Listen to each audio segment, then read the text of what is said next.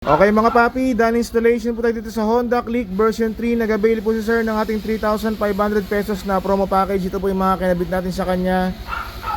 DSK D2 40 watts, dyan po nilagay sa ilalim.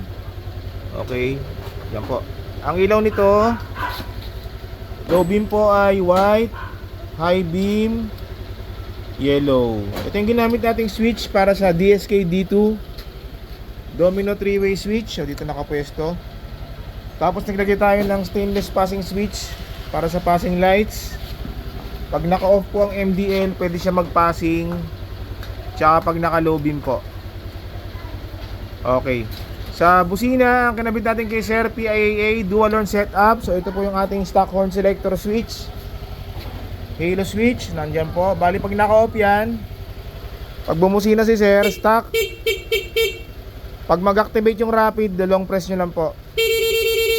Okay, switch, PIAA horn, long press, magra-rapid. Okay, so may kasama na rin po itong combo lights, rapid, low beam, rapid. Okay mga papi, so kung sino mag-avail ng ganitong promo package natin, punta lang po sila dito sa Scooteristas online shop. Maraming salamat po.